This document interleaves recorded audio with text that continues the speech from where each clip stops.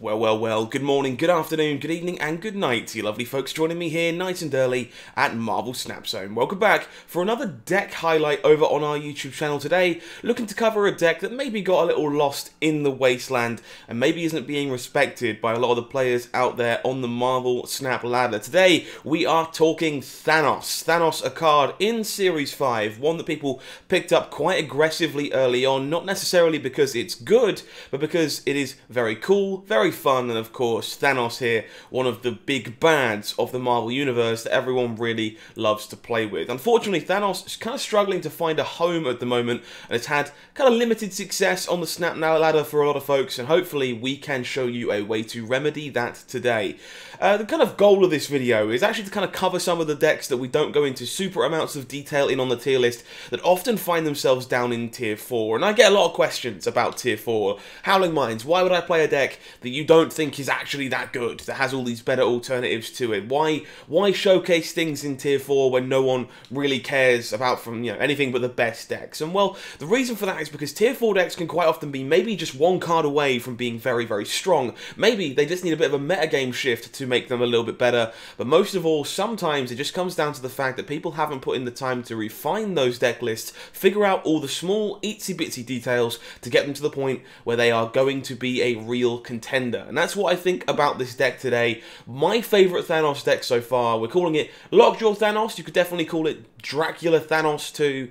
Let's go take a look at the deck list for you here today. So working on this one, I'm actually going to take you through some games in just a moment, and also a few of the things that I want to get around to trying in this list in the near future as I continue to work away on it and see whether or not we can make a Thanos shell work. So if you aren't familiar with the big bad purple man himself, Thanos here, 6 cost, 8 power. At the start of the game, shuffle the 6 Infinity Stones into your deck. And if you're not familiar with the stones, there is a big old selection of them. We apparently can't cycle through them with just my my buttons, but we'll click on through them for you here. A lot of unique utility, a lot of different effects, such as drawing more stones, giving you extra energy, letting you move things around, maybe giving your opponent a negative ability, removing locations. You can do a lot of things. And when Thanos was first spoiled, a lot of people thought, hey, the draw to this is the 18 power you'll have from the Power Stone. Well, that's actually not the case. Thanos here offers us a lot of utility thanks to the stones. The stones are definitely the attractive part of this engagement. Sometimes we just get a big fat unit for free otherwise. Speaking of big fat units, that is definitely the name of the game here. Our primary game plan is going to be cheating things into play with Lockjaw. This plays very, very well with the stones that Thanos has to offer, simply because we can play them next to Lockjaw, get their effects, draw the cards they let us draw, and then turn them into other cards for full value along the way. Plays really, really well with the Space Stone because it actually lets you move something you fetched up from your deck out of that location to make more space to Lockjaw again. The other payoff in this version of the deck is Dracula. Because we're playing so many 6-cost units to cheat into play thanks to Lockjaw, we often have a hand flush with big units at the end of the game that Dracula will always be able to discard one of to score maximum value over the course of the game. The rest of this deck very much designed to get the most out of the stones and have the most efficient targets for Lockjaw and Dracula that we can play over the course of the game. This deck has been very successful for me in the leader Lich meta. You're very, very good at Leech, letting you play an Infinite that you shouldn't be allowed to play. Leader doesn't do the best if you can gum up locations with gems and make it hard for your opponent to necessarily have the same kind of spaces that you do. And most of all, this deck is just a blast to play, and hopefully it continues to be very, very good for me. So we'll go into a few of the small details, the small engines. You'll notice here we have Quinjet. Occasionally Quinjet, much like the stones, is going to get swept away by Killmonger, but it lets all those stones be played for free, and that is the main reason why it is in this deck. They all cost 0 if you have a Quinjet in play. Killmonger and Wave actually play very well with this package as we get subscribers joining us during the video, which is lovely to see. So we have this little package here of Killmonger, Wave, She-Hulk and Death, and of course we can cheat She-Hulk and Death into play courtesy of Lockjaw doing the thing that we're intending to do over the course of the game, but we can also Killmonger away all of our stones, getting us some very, very cheap Death on the final turn of the game alongside another 6-cost card, thanks to an effect like Wave. Same applies with She-Hulk as well. Of course, we can just have games where we Wave on turn 5, play another 6-cost card, and She-Hulk on turn 6, and have that kind of fair-ish finishing game plan in the process as well. Last but not least, the cards you kind of see that are just the biggest units we can pull off of Lockjaw. Things like Giganto are just here for raw stats. Magneto very good at letting us abuse where our opponent is and isn't allowed to play. America Chavez giving us some consistency, helping us draw the cards we want to draw, and just being decent to cheat into play with Lockjaw sometimes. And of course, things like the Infinite at the top end to kind of give you that leverage to pull off of Lockjaw, or possibly just have that big final turn with She-Hulk and Infinite. If you can play the Time Stone, a synergy people don't necessarily realise. Sometimes the Time Stone being cheated into play from Lockjaw can let you kind of skip turn 5 when you have 6 energy, and then just play the Infinite and She-Hulk on the final turn of the game. One of the few cards I do want to explore in this deck that isn't currently in this version is Devil Dinosaur. You often finish the game with a very, very full hand with this deck, thanks to the stones replacing themselves every time they come into play. The problem with that for me is that Dracula, unfortunately, really doesn't want that many bricks. The stones are already kind of cards you really don't want to discard if they get gummed up or stuck in your hand thanks to an opposing wave or something similar. And sometimes you will have things like Wave and Quinjet stuck in your hand on those final turns, so I'm very cautious about how many bricks we have, but maybe Dracula is better off being Devil Dinosaur. With all that said and done, we're going to play some games with this one and show you how it works. If you haven't subscribed to the channel already, do me a favour and make sure you do so. Click the button below, turn on notifications, and make sure you aren't missing out anything like this. If you want to see more of this deck after the video is finished, we've played it several times on the YouTube live streams now. Go check it out over there for more dedicated gameplay, or come and join me for a live stream any Monday, Wednesday, or Friday at 6:30 PM GMT. With all that said, let's head on over to the games and start jamming away with some Lockjaw Thanos.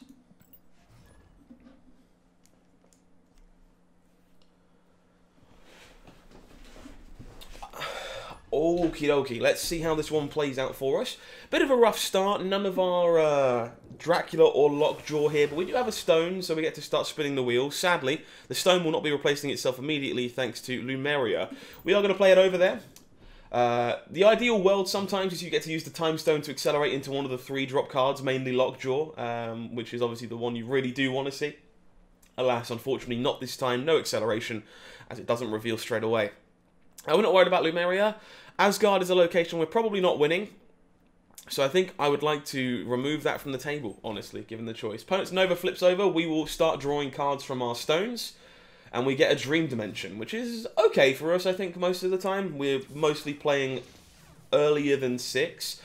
Gamma Lab, well, that's certainly something. We have 4 energy to work with, so we are probably just going to be going Wave plus Mind Stone here. Mind Stone's going to draw us the rest of the stones that are in our deck, so we can enable the big Thanos in a pinch. We make 2 Hulks this way, and the Wave should hopefully let us play Giganto ahead of Curve on turn 4 next turn.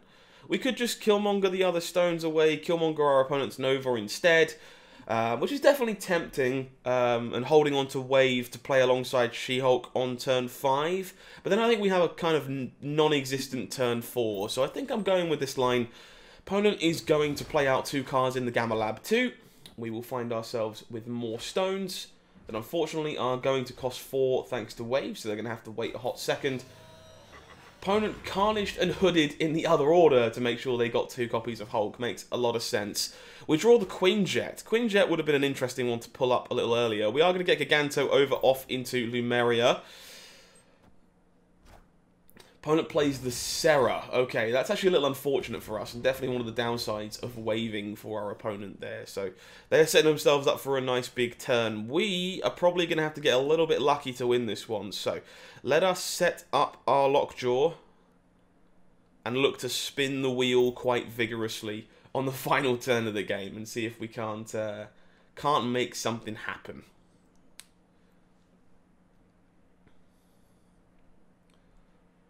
Definitely would have liked to have another energy to play with there. Unfortunately, not given the luxury thanks to the Dream Dimension that we put there. So opponent's Rescue and Demon starting to clog up some locations. The Demon being played makes me think they really would rather not see a Killmonger, which is definitely kind of interesting and leads me to believe that's probably a thing I'm going to be doing. So if we go Killmonger and we go Power Stone, Stone, Stone, and we can try and high roll off of Lockjaw to win this game. That is very much the plan. Leaves us with 2 cards in hand. We're happy to draw off a Dracula should we cheat it into play, and of course the 1 brick in the form of Quinjet. Not ideal in any way, but we're kind of hopeful that we can avoid hitting that one with Dracula. The Nova does pop. We were going to be losing Gamma Lab anyway. Very much a case of whether Lockjaw can win us mid here. Pulls up the Dracula. Okay, so we drew a Magneto, which means we do have more hits. We even drew the Infinite. We have many more hits. Okay, Dracula, you got some heavy lifting to do. You're going to have to hit a big one here. Oh, opponent's Maximus means that we get to... Oh, no. We tied. So, oh. Do we win this on a tiebreaker? We hit the Infinite.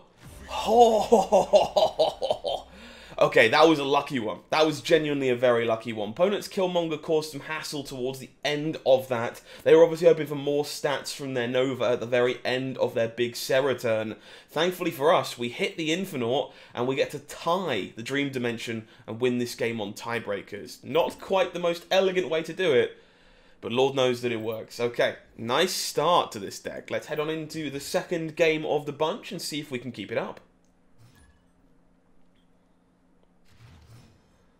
Okay, pretty mixed hand again. You'll find you get a lot of these with this deck. Obviously, it's quite hard to draw your Dracula or Lockjaw with some consistency in the early turns, just because your deck is full of so many stones. Again, we would rather not have Asgard in play. It's quite hard for us to win this a lot of the time, as the stones have very low power, and the rest of our deck is quite expensive. So we'll take it away. Unfortunately, we do hit a Savage Lands, which means that location is rather full. We draw into some more phase. Nothing really to be going on here other than spinning some stones.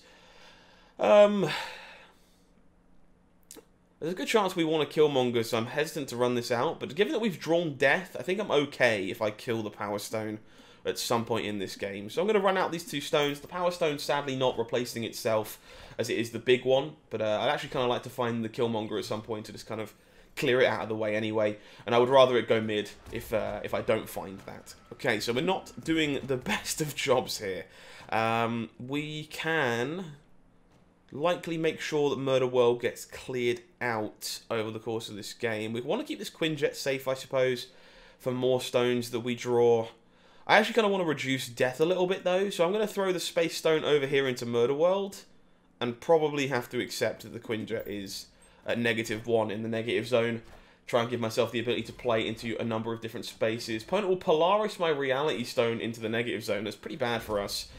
Death is getting reduced a little, so I'm going to be looking for Wave. Lockjaw is a good find if we can find a stone to go with it. So hopefully we pick up a 1-cost stone here, or a 0-cost stone, thanks to Quinjet, and get the wheels spinning over in Murder World, as we do have a brand new shiny location.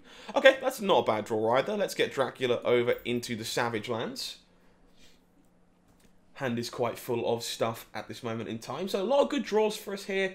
The stones are all solid. Things like Wave are solid thanks to Death. Oh, that's really unfortunate.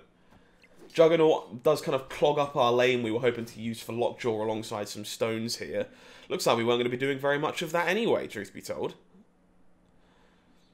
Okay, we are probably now just sticking Lockjaw over here in the Savage Lands to add some stats to Savage Lands while getting the kind of brick out of our hand for Dracula. So that seems like the best thing we can do. Might be kind of hard to win a second location here because Lockjaw... Whoa, okay, so Arrow's actually not the worst for us here in theory because it opens up the line of playing Giganto left and hopefully letting Dracula do the work. So this is going to be a little bit difficult. Drac's going to have to get a bit lucky again, but this is the only way we win this game, so let's go for it. Opponent will Magneto the Dracula across. I think that's going to be us dead and buried this time regardless. Of course, winning left, but not winning anything else. Opponent successfully using Polaris, Juggernaut, Arrow, and Magneto to kind of screw with our locations there, pull our stuff into the negative zone. Kind of make it kind of hard to win a game that we definitely had a good shot at winning if we were able to keep our stuff where we wanted it to be. No dice, unfortunately, on the second game. So we play the third of the bunch. Let's see if we can bring home a nice positive record with this deck to showcase for you in this video. Tinkerer's Workshop, not the best of locations for us, truth be told. Not doing an awful lot barring playing a stone on turn 1 a lot of the time, which is exactly what we're doing. So we'll play out this Soul Stone, draw a new card with it. Opponent playing Mojo on turn 1 thanks to that extra energy. So looking to go wide themselves. Definitely worth probably holding on to this Killmonger if we can, if that's the case. We've got a couple of stones to work with. No real payoff for having them though. I guess we could draw the Lockjaw, which is a reason enough to play these both out. Cantrip on through. Hopefully find some more goodies. So that is what we're going to do. Don't really want to fill up the Mojo zone just yet if we can help it. I do want to keep a location clear for Lockjaw if we draw it. So I'm going to try and play to the same location with the 2 stones here. Okay, so no Lockjaw, but we do get to accelerate out Dracula thanks to playing the Time Stone here. I don't think we necessarily want to move either of these into another location, unless I don't think I'm going to fill up the vault, which I might not do. There's a good chance I end up Killmongering at some point here anyway. I think there's a good chance I don't fill the vault. Does Dracula win it by itself? Kind of tough. I think I'm leaving them both in Washington, D.C. for now. Good chance my opponent wants to battle for that, given the Ant-Man that they've placed there. Definitely a consideration to moving a stone over to get an extra power tucked in the vault, but you are definitely hoping that Dracula is going to be good enough by itself a lot of the time. Opponent with the Cosmo, sure, that's fine. We can avoid playing into that. Okay, so I think what I'm actually going to do here is just clean up stones with the hope of drawing death. So the plan here, going to clean up Ant-Man and the stones. If we draw death, we get to wave and do everything with She-Hulk. If we don't draw death, we get to wave on turn 5 and then play She-Hulk plus one of these 6s on turn 6, which isn't the most shiny finishing turn, but it's probably going to be good enough. And of course, we have that upside of drawing death if we... Oh, Sandman is really bad for that plan. Oh dear. Okay, so both players on 1 card a turn here. Do we still want to wave? I don't think we do. I think we're going to have to accept that sometimes Dracula is going to miss and we need to contest another lane here. So I think we're going to be looking to play She-Hulk into Giganto. That is the plan. And if that's the case, do I just She-Hulk into the vault, or do I assume that Dracula is going to be enough? Really tough choice with this one, actually. Because Dracula's going to have a couple of misses at the very least. I think I'm going to She-Hulk into the vault and then hope that Giganto left is going to be enough to win us that lane. Alternatively, maybe we can Magneto mid because we know we aren't pulling anything. Alright, we gotta take a gamble. It's going to be a case of the gap is 3 here, the gap is 4 here. I think it's easiest for us to win a game with Giganto. Going to have to go for it. And hopefully 17 on the left here is enough stats. We're not playing into Mojo. We can only hope. Definitely a little scared of opposing Magnetos here, but that kind of playing the She-Hulk lets us play around that too, as we get to keep something in the vault too, which is definitely very, very strong. So, beating a number of things here, losing to a few others. Spectrum gives a bonus up to 16, but we get to 17.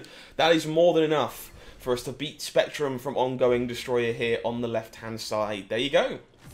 So even the games where you don't draw things like Lockjaw, don't get to play that many stones, you can just get there with raw, unadulterated stats. There you go. So 2-1 record for this deck. Definitely very promising and definitely one of my favourite decks to play in the game right now. I definitely think there's still room for improvement. I look forward to refining this one going forward. And again, if you are looking for more games with this deck, check out some of the live streams from the last couple of days. We've played plenty of games with it to a varied amount of success. Until next time, however, I have been HowlingMines. The deck list is exportable for you in the description box down below. Go check it out. You've been amazing. Hopefully, I'll see you again soon for more things Marvel Snap. Take care. Have a good one.